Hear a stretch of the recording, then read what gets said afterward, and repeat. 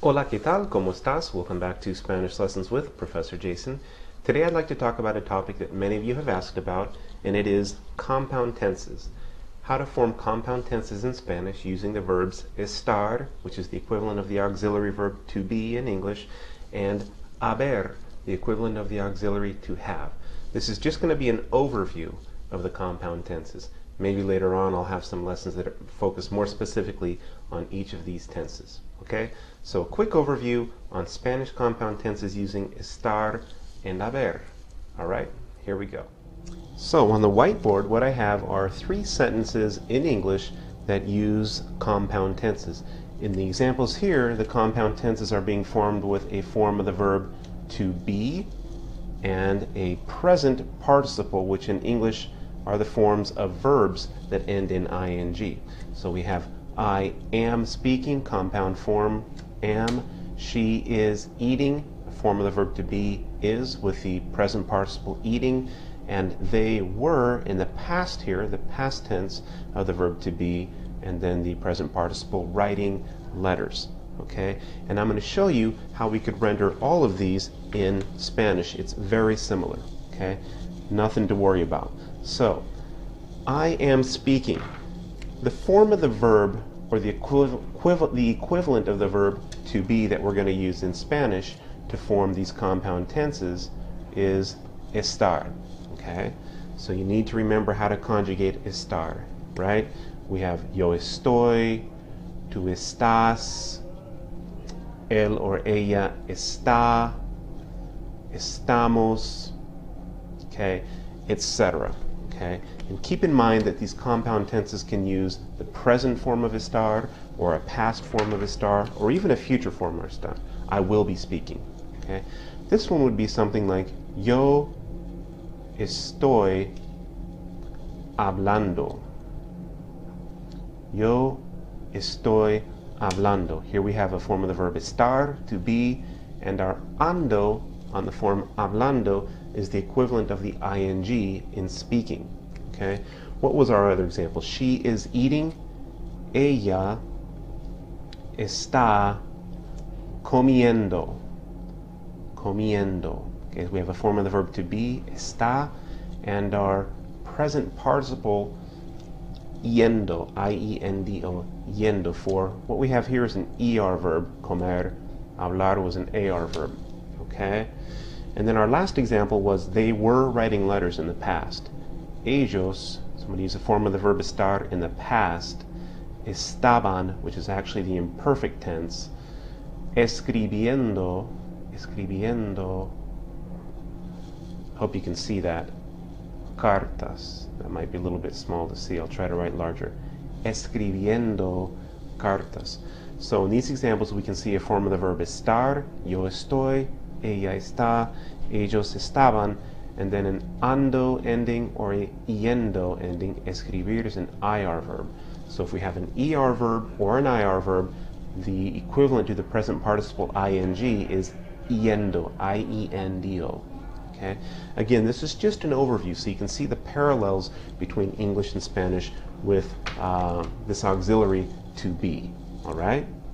So quickly I'm going to move on to another auxiliary verb that we use in English and in Spanish to form compound tenses, and that would be the form of the verb to have as an auxiliary verb in English, and its equivalent in forming compound tenses in Spanish, haber. Alright? So let's look at some examples in English first. Okay? Something like, I have eaten. Okay? The implication here is already, right? I have already eaten. Or you have not, you can make it negative, called. Okay, remember these sentences, they're going to be our examples that I'm going to basically translate into Spanish. And then finally I'm going to use an example in the past again. She had arrived. So what you can see here is in the first 2 examples, my form of the verb to have is in the present. In my third example, the form of the verb to had, I've switched into the past tense. Okay? I have eaten, you have not called, she had arrived. You can see that it's a little bit harder to predict the endings for what are the past participle verb forms in English. Sometimes it's en, sometimes it's ed, sometimes it's a completely irregular form. I have done, she had made. Okay? So it's a form of the verb to have with a past participle form of the verb. That's our compound tense using to have.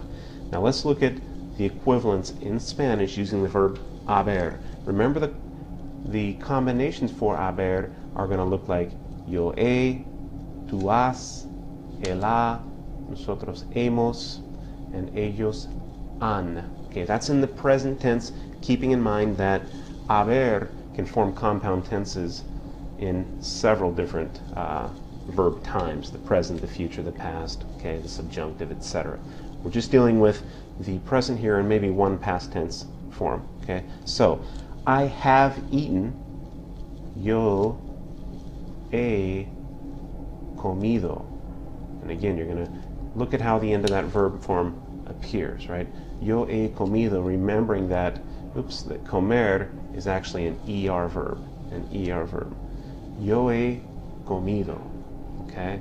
Our second example was you have not called, which would be tú no has. There's our form of the verb to have, haber, llamado. There's our past participle, llamado. Notice it's an AR verb and the ending is ado. And once more with a, I'm going to give you one more example of an AR verb because it was she had arrived, right? Ella había. That's just a past tense form of the verb haber, the auxiliary to have. And then llegar, ella había llegado. Another AR verb, llegado. Okay. ER verbs are going to have the, for example, we take the ER verb vivir, or excuse me, the IR verb vivir. We have an ER in comer, but an IR verb, the past participle would be vivido. Okay, like he has lived. Él ha vivido. Okay, for an example with an IR verb. All right. So this is just a quick overview of the compound tenses, right? We've learned that compound tenses are tenses that use a combination of verbs, an auxiliary verb, and a main verb, and that in Spanish, the equivalent of to be is estar, and the equivalent of to have is haber. So that was just an overview of those compound tenses. Hopefully I'll have time to upload lessons that give more examples for each of those two forms.